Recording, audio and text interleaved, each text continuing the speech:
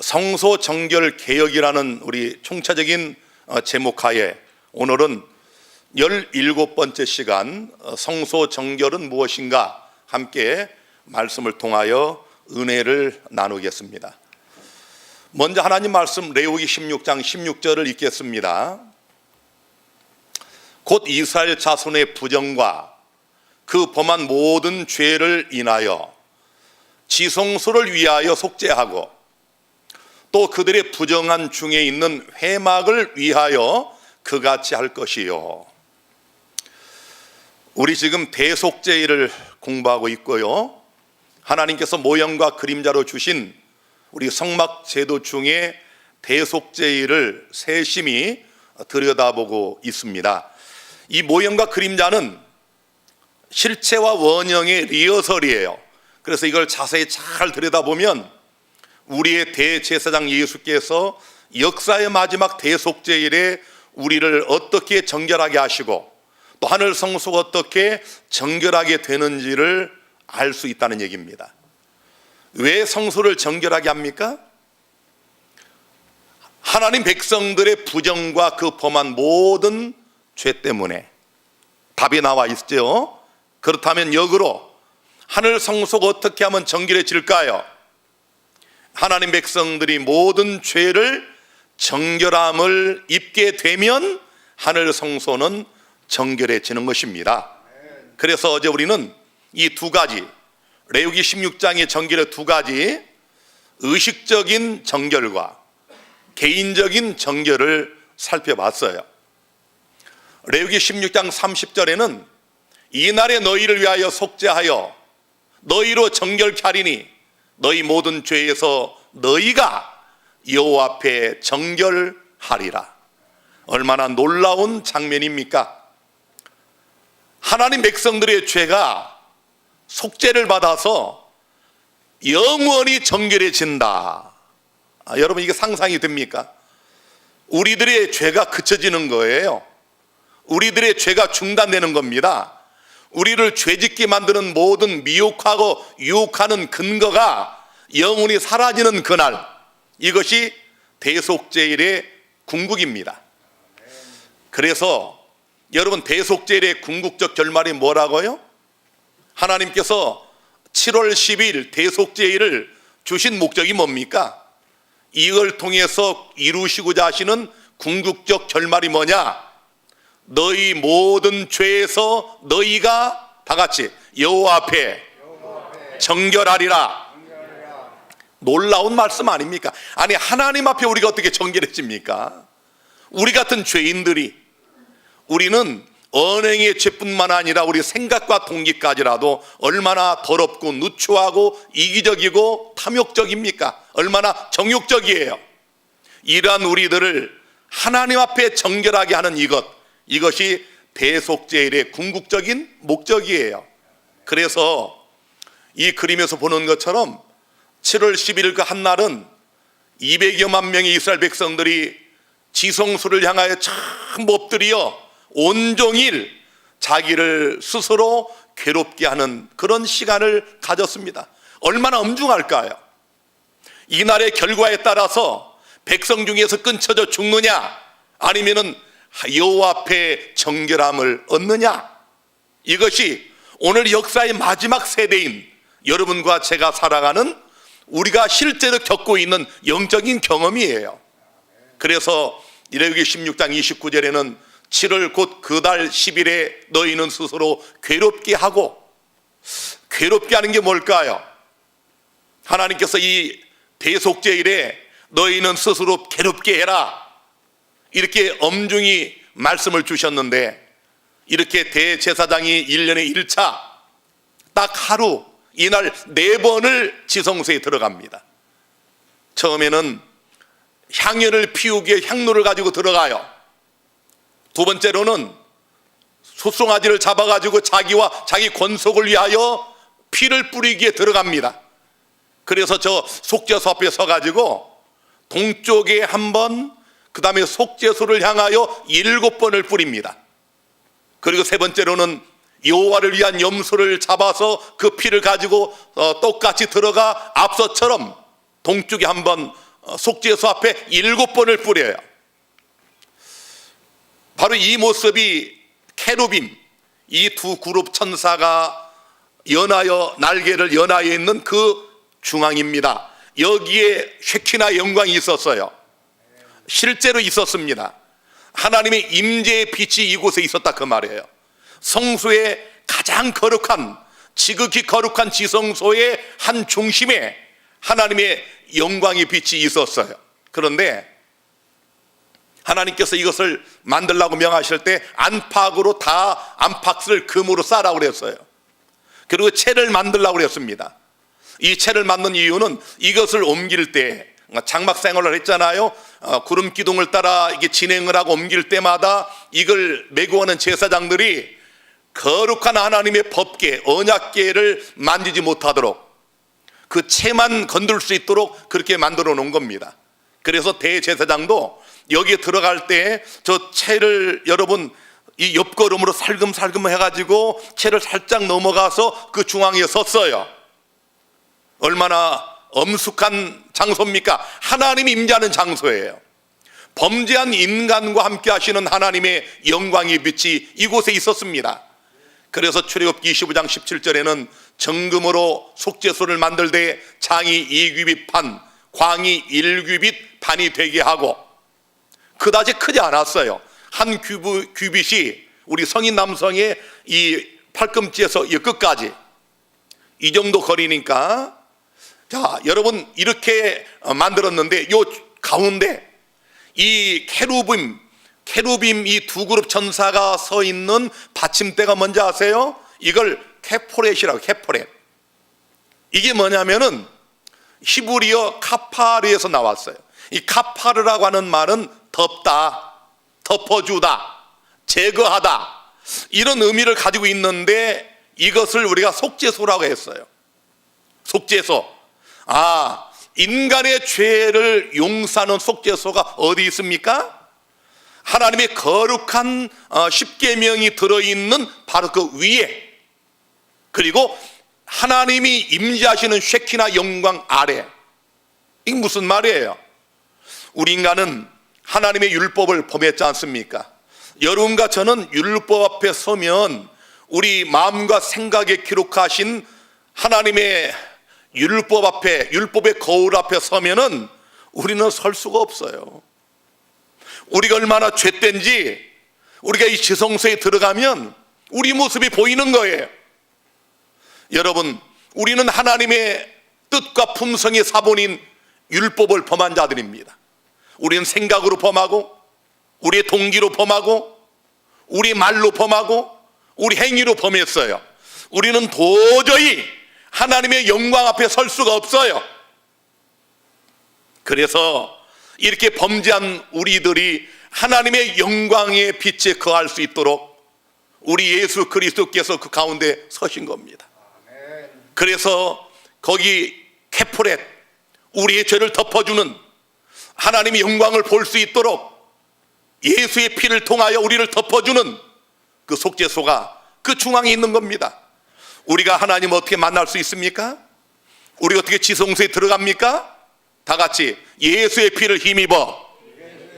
오직 예수의 피를 힘입어야 우리가 하나님 앞에 설 수가 있어요.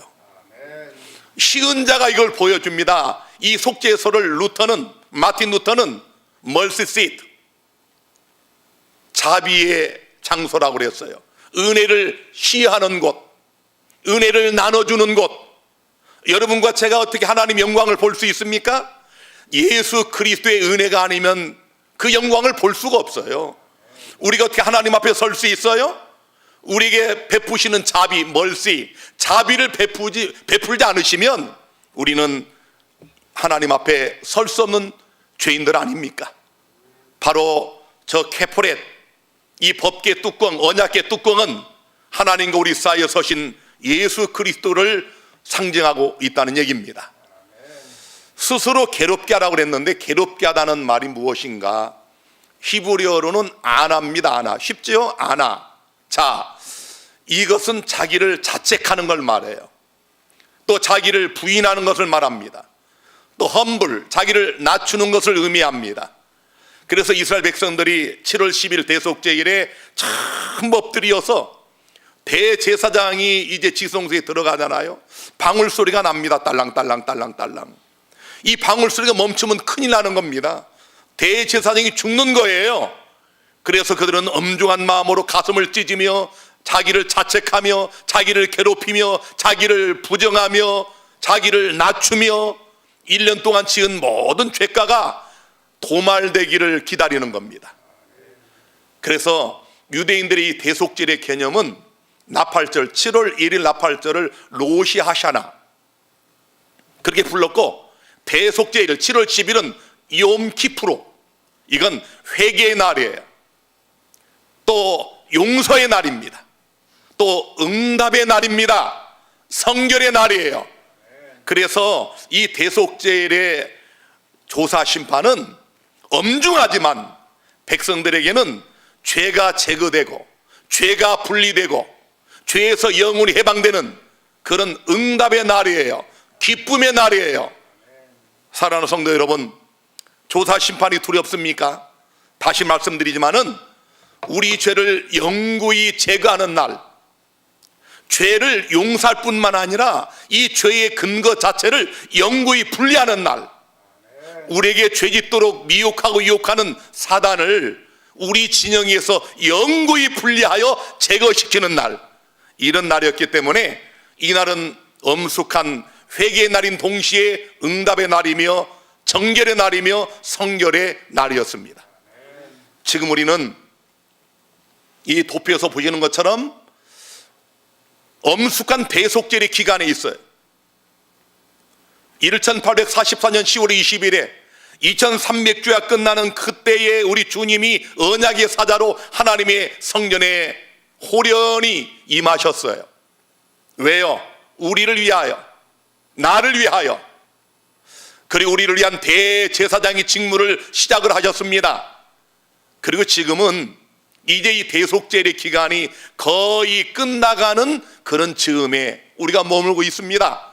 여러분, 우리는 현재라는 저 위치에 머물고 있지만 이제 국가적 1월 시험령 짐승의 표가 시행이 되고 늦음이 성령이 내리면 그때로부터 우리 주님 오실 때까지는 정말 짧은 시간만 있습니다. 어떤 사람들은 뭐 몇 년 걸릴 줄 착각을 하는데 그렇지 않아요. 우리 성경과 연회신을 상세히 들여다보면 이 시간은 매우 짧습니다. 이 환난의 때가 길면 하나님 백성도 남아날 수가 없어요. 그래서 예수께서 마태복음 24장에 약속을 했어요. 택한 자를 위하여 이 날을 감하시리라. 감하시는 거예요. 그래서 만약에 미국에서 국가적 1월 시험령이 시행이 되면 그때로부터 이제 7장이 시작되는 그때까지도 짧은 시간이지만 이 대환란의 7장의 시간은 굉장히 짧습니다. 여러분, 온 바다가 피가 되고 물의 근원이 다 피가 돼버리는, 피처럼 되는 라이크가 아니고요, 진짜 피가 되는 겁니다. 마실 물이 없는 거예요. 태양으로 사람들이 다 태워 죽임을 당하는 겁니다. 우리가 옛날에는 이런 얘기하면 잘 안 믿어서 사람들이 코로나19 이 팬데믹 시대를 맞이해서 1년 이상 온 세계 70억 인구가 다 모아놓으면 1kg도 안 되는 이 바이러스 하나 때문에 속수무책으로 모든 게 다 무너지고 있잖아요. 경제가 무너지는 것뿐만 아니라 우리 인간의 마음들도 무너지잖아요. 사람을 못 만나게 하지 않습니까? 예배를 못 보게 하잖아요. 모든 게 다 무너지고 있잖아요. 결국 우리는 다니엘서 2장에 하나님께서 다니엘 선지자를 통해 주신 말씀처럼 신상이 무너지는 시대의 마지막 부분에 머물고 있는 거예요. 금은 동철, 진흙과 흙, 이 모든 것들이 다 무너지잖아요. 우리는 지금 그걸 목도하고 있습니다. 자, 이런 시대에 이제 은혜 기한이 끝나면 불의한 자는 그대로 불의를 행하고 거룩한 자는 그대로 거룩하게 되고, 여러분 중요한 게 있어요. 갑자기 환란이 오고 늦음이 성령이 임하면, 짐승의 표가 시행이 되면 우리가 변화되는 게 아니에요. 어떤 그런 사건이 우리를 변화시키지 않습니다. 그래서 계시록 22장 11절에 의로운 자는 그대로 의를 행하고 더러운 자는 그대로 더럽고. 아시겠습니까? 우리에게 주어진 시간은 바로 지금이에요. 특별히 여자의 남은 자손인 재림교인들에게 주어진 시간은 매우 짧습니다. 그래서 하나님이 저에게 사명을 주셔서 우리 재림교단을 향하여 지금 강력하게 외치는 겁니다. 우리 여자의 남은 자손들이 깨어야 되잖아요. 늦은미 성령은 우리에게 약속된 것입니다. 우리 재림 성도들이 늦은미 성령을 받아야 힘센 음성으로 온 세상을 향하여 마지막 복음을 전하고 14만 4천 명이 참여하여 바벨론에서 수많은 영혼들을 다 나오게 하고 대환란을 겪고 나서 우리 주님의 재림을 맞게 되는데, 누가 늦은비를 받습니까? 바로 지금이라고 하는 은혜 받을 만한 때인 지금, 마음의 그릇을 성결하게 준비하고 이 대속죄일의 엄숙함을 깨닫고 이제 성소뜰 뿐만 아니라 성소를 지나서 지성소에 계시는 예수님을 주목하고 지성소에 계시는 대제사장 예수와 함께 동행하며 보조를 함께하는 이들에게 하나님은 늦음이 성령을 부어주시는 거예요. 우리에게는 극히 짧은 시간만 남아 있습니다. 늦음이 성령이 내리고 짐승의 표가 시행이 되면 우리 재림교인들의 은혜의 기간은 거기서 끝나버려요. 거기서 극소수가 늦음이 성령을 받고 짐승의 표를 대항하고 마귀와 싸워서 바벨론을 향하여 비상한 방법으로 복음을 증거하여 바벨론 안에 있는 하나님 백성들을 이끌어내는 계시록 18장 마지막 성령운동이 일어나는 겁니다.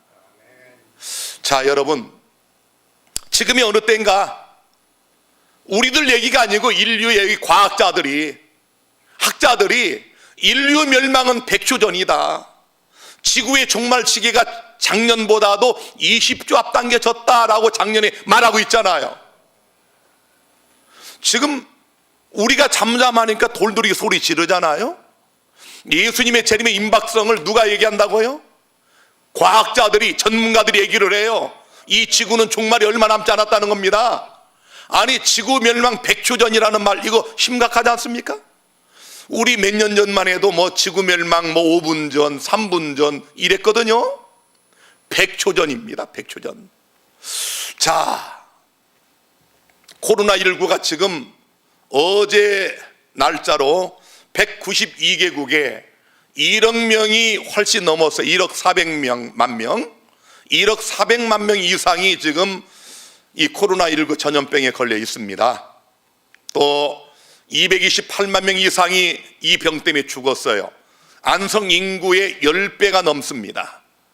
우리 안성시 인구의 10배가 넘는 사람이 코로나19 이 바이러스 하나 때문에 죽었어요. 여러분들이 뭘 느끼세요? 자, 1년 이상 이 코로나의 이 그래프를 좀 보세요. 계속 정점을 찍으면서 수그러들지 않습니다. 우리나라도 지금 변종이 생겼어요. 아무리 백신을 맞아도 그 확률도 뭐 70%, 80%밖에 안 된다고 그래요. 뭐 많아요 90%. 자, 그런데 이것도 백신이 없어요. 아직 우리나라도 백신을 아직 들여오지 못했잖아요. 자, 그런데 또 변종이 생겼습니다.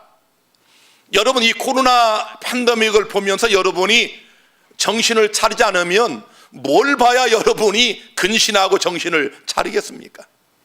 우리 예수님께서 누가복음 21장에 처처에 연병, 역병, 전염병이 있다고 말씀하셨잖아요. 지금 재림의 징조 중에 하나가 강력하게 온 세계에 퍼지면서 우리 마지막 여자의 남은 자손들에게 지금 이거 보라고 하는 겁니다. 모든 걸 다 통제하잖아요. 우리 몇 년 전만 해도 뭐 사스, 메르스 그냥 지나갈 줄 알았잖아. 이런 거 보면서 뭐 이것도 지나가겠지. 지금 우리가 상상 못한 시대를 맞고 있지 않습니까? 우리가 짐승의 표, 국가적 일월 협령을 이야기하고 안식 예배를 금하며 거짓 안식일인 일월 예배를 강압하는 국가적인 법령이 내린다. 이런 것들 우리가 예수 믿지 않는 사람들, 아니 믿는 사람들도 안 믿었어요.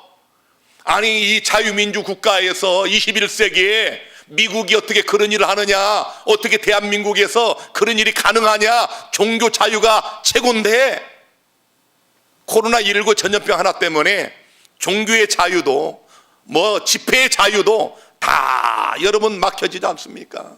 그냥 하위법으로 떨어지잖아요. 여러분 국회가 강하니까 맘만 먹으면 어떤 법이든 다 그냥 통과시키잖아요. 전 세계에 동시다발적으로 이런 천재지변이 일어나면서 세계의 운명, 국가의 운명, 민족의 운명을 구하기 위하여 만들어내는 그것이 1월 휴업령입니다. 거기에 누가 반대하겠어요? 아니 지금 매매 금지시키는 것도 아닌데도 우리 교인들도 그거 바짝 먹고 있잖아요. 아주 지나치게. 오히려 지금 우리 재림교인이 하는 개신교의 일부 목회자와 그런 분들이 대면 예배 목숨을 걸고 지키는 거 보세요. 자, 여러분 우리는 이런 것을 보면서 미국에 우리 앞에 다가올 환란의 때를 봐야 돼요. 매매를 금지시키는 누가 안식 예배 고집하겠어요? 아니 죽이는데, 심지어 죽이기까지 하는데 누가 안식 예배를 고집하겠냐고요. 다 타협할 겁니다. 아니 꼭 모여서 예배 드려야 되나? 그냥 집에서 조용히 몰래 하지 뭐. 다니엘이 그랬습니까? 그래서 다니엘서를 주신 거예요. 기도 금지령이 내려서 만약 이거 어기면 사자굴에 집어넣는다. 여러분 80성상의 다니엘이 얼마든지 창문 닫고 몰래 할 수 있어요. 그러나 그가 하던 대로 창문을 열고 예루살렘을 향하여 기도하는 것 보세요. 그것 때문에 사자굴 속에 들어가지 않습니까? 사드락과 메섹과 아벳노가 어떻게 하던가요? 신성하게 모든 일이 다 경비할 때 그들은 극렬히 타는 풀무불을 두려워하지 않고 절하지 않지 않습니까? 이 다니엘서를 주신 목적이 뭔지 아세요? 그거 배우라는 겁니다. 다니엘서 1장의 8절의 뜻을 정하여 이 다니엘의 친구들이 어떻게 왕의 진미를 거절하고 물과 채식을 달라 했는가 배우라는 거예요. 우리가 어떤 믿음을 가져야 역사의 마지막 환란을 통과할 수 있는가를 다니엘서가 우리에게 예증으로 보여주는 겁니다. 리허설을 다 해놨어요. 역사의 마지막 대속죄일은 지금 거의 끝나가고 있습니다. 우리는 역사의 마지막에 머물고 있어요. 우리 예수님은 여러분과 나를 위한 대제사장으로 하늘 지성소에서 저렇게 못자국이 난, 우리를 위해 돌아가셔서 십자가에 못 박히신 그 못자국이 난 이 흔적은 영원히 사라지지 않는다고 그랬어요. 나중에 우리 하늘에 가서 주님을 만나고 새하늘과 새 땅에서 우리 주님과 우리가 동행할 때 우리는 주님의 양손에 못자국을 보게 될 것입니다. 우리를 위한 영원한 사랑의 표식은 영원히 지워지지 않는다고 말씀하고 있어요. 이 양팔을 벌리시고 나의 피 하시며 여러분과 나의 죄를 용서할 뿐만 아니라 영원히 도말하기 위하여 저렇게 봉사하고 계셔요. 얼마나 감사합니까? 이런 그리스도의 대속죄의 사업, 재림전 심판, 조사 심판이 두려워요? 대제사장 예수를 놓치면 두려워요. 여호와의 영광, 쉐키나의 영광과 하나님의 십계명이 있는 이 언약궤 사이에 포케렛, 카파르가 없으면 두려워요. 그러나 예수의 십자가를 붙드는 사람, 성막들에서 번제단에서 예수를 만나고 예수의 십자가를 붙잡은 사람들은 성소에서도 지성소에서도 두렵지 않습니다. 왜요? 우리에게는 우리를 위한 대제사장 예수가 계시니까. 그래서 히브리 12장 1절에는 이러므로 우리에게 구름같이 둘러싼 허다한 증인들이 있으니 모든 무거운 것과 얽매기 쉬운 죄를 벗어버리고 인내로서 우리 앞에 당한 경주를 경주하며. 여러분 중요한 말씀입니다. 역사의 마지막 이 대속죄일에 우리가 어떻게 자신을 괴롭게 하느냐? 모든 무거운 것과 특별히 얽매기 쉬운 죄를 벗어버려라. 여러분들이 매일의 삶 속에 얽매기 쉬운 죄들이 있어요.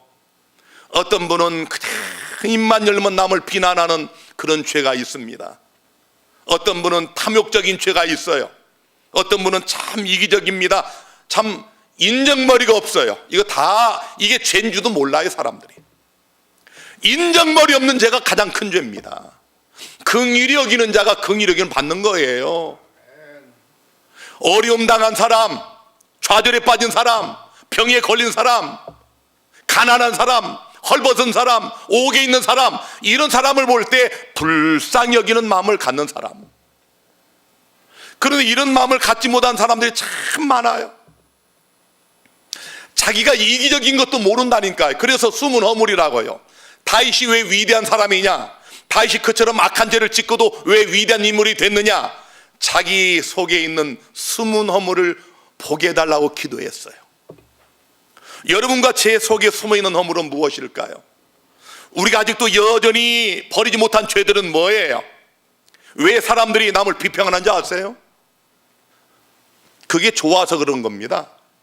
그걸 가지고 있는 거예요. 왜 우리가 이기적인지 아세요? 그게 좋아서 그래요. 남을 용서하지 않는 사람 왜 그런지 아세요? 그거 즐겨요. 용서하지 않는 걸 즐깁니다. 저놈은 맛 좀 봐야 돼. 그러면서 이것이 죄인지도 몰라요. 그러므로 우리에게 구름같이 둘러싼 허다한 증인들이 있으니, 여러분, 증인들이 있어요. 여러분과 저의 생각과 동기와 언행의 모든 숨은 허물에 증인들이 있어요. 그래서 이런 것을 벗어버리고 우리 앞에 당한 경주를 경주하며, 그 다음 중요합니다. 믿음의 주여 또 온전케 하시는 이인 예수를 바라보자. 사랑하는 성도 여러분, 바로 이것입니다. 박용호 목사나 이상구 박사나 이런 분들이 배도하고 우리 교회에서 나갈 때 예수님이 우리를 위한 대제사장으로 성소 같은 거 어디에 들어가고 게 아니라 승천하자마자 들어갔다. 조사 심판 없다. 오직 십자가다. 이게 그럴듯하게 들리지만은, 여러분, 다시 말씀드리지만 이분들은 십자가 뜰에서, 성막 뜰에서 머물러 있는 겁니다. 우리 진정으로 이 구속의 경륜의 리허설로 보여준 성막제도를 통하여 원념과 실체를 바라보는 진실한 성도들은 뜰에서 만난 예수의 십자가를 지고 성소에 들어가는 겁니다. 예수의 피를 힘입어 들어가는 거예요. 예수의 십자가를 붙들고 지성소에 계신 예수님께 가는 겁니다. 이게 케프렛이라고요. 이것이 하나님의 영광과 율법 사이에 바로 언약궤를 덮는 시은자요 속죄소입니다. 바로 예수 그리스도입니다. 자, 그래서 그 뒤에 보면은 저는 그 앞에 있는 즐거움을 위하여 십자가를 참으사 부끄러움을 개의치 아니하시더니 하나님 보좌 우편에 앉으셨느니라. 우리도 믿음의 주에 온전하게 하시는 예수님만 바라보며 십자가를 의지하면 우리 하나님 보좌 우편에 앉혀주시겠다고 약속하지 않았습니까? 그 다음 4절이 중요합니다. 너희가 죄와 싸우되 아직 피 흘리기까지는 대항치 아니하고. 우리 중에 피 흘리기까지 죄와 싸우는 사람 몇 명이나 될까요? 역사의 마지막 대속죄를 우리가 자기를 괴롭게 하는 게 뭐예요? 우리를 겸손하게 하는 게 뭡니까? 나를 부인하고 십자가를 지는 게 뭐예요? 피 흘리기까지 대항하라는 거예요. 그냥 죄만 오면 덥죽덥죽 받아먹지 말고 죄와 싸우라는 겁니다. 우리가 죄와 싸우기 위해서 어떤 일을 해야 됩니까? 가장 강력한 무기는 뭡니까? 예배입니다. 말씀이에요. 기도예요. 찬양입니다. 여러분이 날마다 기도하고 날마다 예배하고 날마다 말씀을 읽고 말씀을 들으며 예배를 드릴 때 우리는 죄와 싸워 이길 수 있어요. 우리가 사단과 싸워 이길 수 있는 영적인 갑옷이 다 있잖아요. 영적인 우리 장비들이 에베소 6장에 상세히 나와 있잖아요. 진리로 허리띠를 띠고, 가장 중요한 건 진리로 허리띠를 띠는 겁니다. 진리 안에 있는 겁니다. 성령의 검 하나님 말씀을 갖는 겁니다. 구원의 확신의 투구를 쓰는 겁니다. 여러분, 우리 영적으로 무장하셔서 죄와 싸우되 피 흘리기까지 날마다 싸우시는 믿음의 백성들이 되기를 바랍니다. 좀 잠 좀 줄이시고 기도 시간에 마음을 들이세요. 그것이 죄와 싸우는 방법입니다. 기도하지 않으면 죽어요. 말씀 보지 않으면 죽습니다. 예배 드리지 않으면 영적으로 퇴보하고 영양실조에 걸려요. 사랑하는 여러분, 말씀을 가까이 하시고 새벽마다 기도하시고 주무시기 전에 무릎 꿇고 기도하시고 찬양하시고 예배에 열심히 참석하시고 이렇게 해서 죄와 싸우시게 되기를 바랍니다. 시편 51편 1절 2절 9절에 다윗은 회개하면서 이런 기도를 합니다. 하나님이여, 주의 인자를 좇아 나를 긍휼히 여기시며 주의 많은 자비를 좇아 내 죄과를 다 같이 따라서 합니다. 도말하소서. 역사의 마지막 대속죄에 있는 우리가 드려야 할 기도예요. 우리 죄를 도말하는 겁니다. 블로팅 아웃.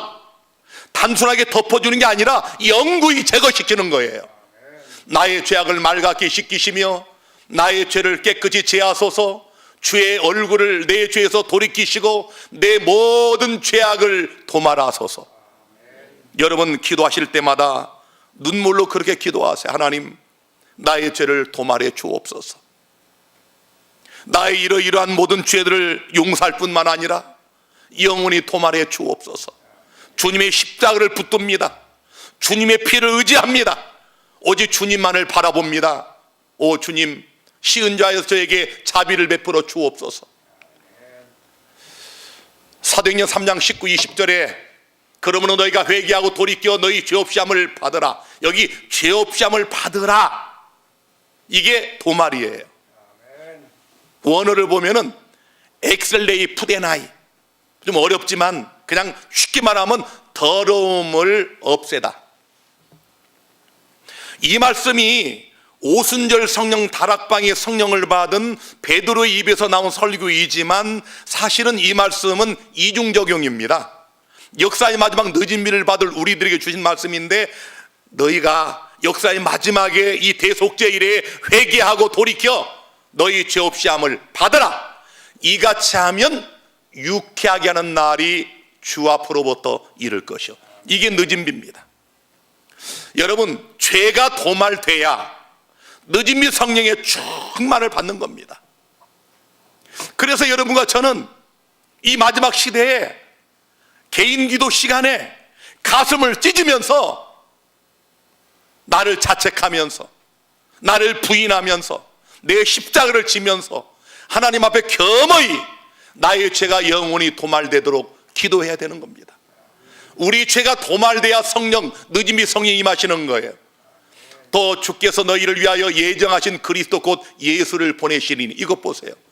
이 말씀의 궁극적 성취는 오순절이 아니라 이름이 성령이 임할 때가 아니라 늦음이 성령이 임할 때 아닙니까? 그렇죠? 우리가 잘 아는 것처럼 예수께서 승천하시고 예수님 말씀을 기억한 소수의 무리가 한 120여 명이 모여서 마가의 다락방에서 이렇게 기도합니다. 그때 하나님께서, 예수님께서 약속한 성령이 불의 여처럼 그들에게 내려옵니다. 이건 성령 받은 사람들이 이 성령의 역사를 표현할 길이 없어 이렇게 표현한 거예요. 불의 여처럼. 늦은 비는 언제 내리는가? 이 팔레스타인 지방의 기후를 보면은 건기, 비가 안 오는 그 건기가 보통 한 5월부터 9월까지입니다. 9월 중순이 넘어서면서 10월이 되면 이른 비가 내려요. 그때 파종을 합니다. 씨를 뿌려요. 그 다음에 이것이 언제 연그느냐? 3, 4월 달. 3월, 4월 건기가 오기 전에 마지막 늦은 비가 내리는데, 이 늦은 비가 잘 내려야 이 곡식이, 이른 비를 통해 파종된 곡식이 잘 연걸어서 곡간에 들여집니다. 우리 하나님께서 이 팔레스타인 지방의 이른 비와 늦은 비를 통하여 성령을 설명하셨어요. 사도행전 1장 4절 5절에 사도와 같이 모이사 저희에게 분바여 가라사대 예루살렘을 떠나지 말고 내게 들은 바 아버지의 약속하신 것을 기다리라. 요한은 물로 침례를 베풀었으나 너희는 몇 날이 못되어 성령으로 침례를 받으리라. 이 말씀의 궁극적인 성취는 바로 우리 시대입니다. 여러분, 우리가 지금 다 성령, 우리 침례를 받았잖아요. 물로 침례를 받았죠. 그러나 이제 우리가 몇 날이 못되어 늦은 비 성령으로 침례를 받는 그런 역사가 있을 것을 말씀하고 있는 겁니다. 예루살렘을 떠나지 말고 아버지 약속하신 것을 기다려라. 1장 8절에 오직 성령이 너에게 임하시면, 다 같이, 너희가 권능을 받고, 이 권능은 다이너마이트예요. 원의 뜻이 터지는 겁니다. 성령이 임하시면, 늦은 비의 성령이 우리에게 임하시면 우리가 권능을 받고 예루살렘, 온 유대, 사마리아 땅끝, 이건 박진아 목사 해석으로는 예루살렘, 여자의 남은 자손 재림교회, 온 유대, 개신교, 사마리아, 일반 타 종교 종단 땅끝, 모든 온 세상 끝까지 우리가 늦은 비 성령을 받으면 예루살렘과 온 유대와 사마리아와 땅끝까지 예수의 증인이 된다고 말씀하고 있어요. 호세 6장 3절에는 그러므로 우리가 여호와를 알자, 힘써 여호와를 알자. 그의 나오심은 새벽빛같이 일정하니 비와같이 땅을 적시는 늦은 비와 같이 우리에게 임하시리라. 저는 여기에 저의 인생을 걸었습니다. 저의 생명을 주님께 내놨어요. 왜요? 우리가 예수 믿으면 의롭게 된다, 진리 아닙니까? 누구든지 침례를 받는 자는 그리스도로 옷 입는다, 진리 아닙니까? 침례 받은 자들에게 성령을 선물로 준다, 진리예요. 우리 주님이 재림하신다, 진리입니다. 우리가 부활한다, 진리예요. 늦은 비도 진리입니다. 아니 여러분, 우리 이 마지막 시대에 코로나19 팬데믹을 통하여 예수 재림의 징조가 혁혁하게 드러난 이때에 늦은 비를 구하지 않으면 우리가 무엇을 구하겠습니까? 늦은 비는 우리를 향한 하나님의 약속이며 변함없는 진리예요. 이제 늦은 비 성령이 우리에게 임하게 될 것입니다. 저는 그날을 바라봐요. 그날을 소망합니다. 그날을 염원해요. 그날을 위해서 날마다 기도합니다. 그래서 이렇게 늦은 비 성령이 임하면 새 천사의 기별이 온 지구상에 신속하게 전해집니다.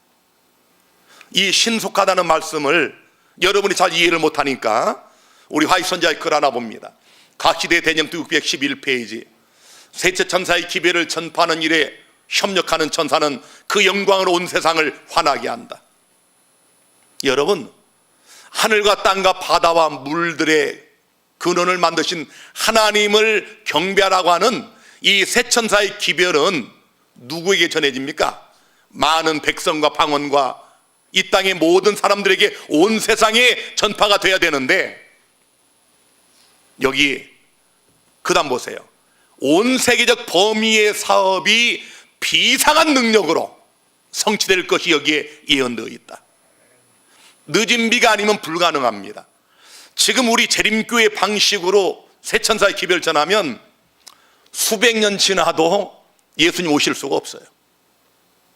인구가 70억입니다. 70억 인구 중에 우리 재림교인들 2천만 명입니다. 우리 한국의 인구가 한 5천만 명 되죠? 거기에 재림 성도가 안식일에 예배 출석하는 성도가 5만 명밖에 안 돼요. 어떻게 하시겠습니까? 우리에게 답은 늦은 비밖에 없어요. 늦은 비 성령이 내리면 비상한 능력을 통하여 온 세상에 이 마지막 기별이 힘센 음성으로 전파되어 이 어두운 세상을 환하게 하는 계시록 18장의 역사가 우리 앞에 이루어지게 될 것입니다. 하나님의 종들은 거룩한 헌신으로 빛나고 밝은 표정을 얼굴에 짓고 하늘에서 온 기별을 선포하기 위하여 이곳에서 저곳으로 분조히 왕래할 것이다. 온 세상은 무수한 음성으로 경고를 받을 것이다. 선자의 글에 보면 교회 전체가 부흥하는 그런 날은 없다고 못 박아놨어요. 갑자기 어느 날 막 연합회가, 합회가, 목사님들이 막 성령을 받고, 이런 날 기대하지 마세요. 이런 날 없습니다. 성령을 받은 극소수가 거룩한 헌신으로 얼굴이 빛나고 밝은 표정으로 온 세상을 분주히 미디어를 통하여 이 복음이 전파됩니다. 비상한 능력 중에 하나가 뭔지 아세요? 방언 은사입니다. 박진아 목사가 여기서 한국말로 설교하면 천하각국의 모든 사람들이 자기 나라 말로 알아듣는 그 오순절의 역사가 재현됩니다. 저는 그것을 위해서도 새벽마다 기도하는 거예요.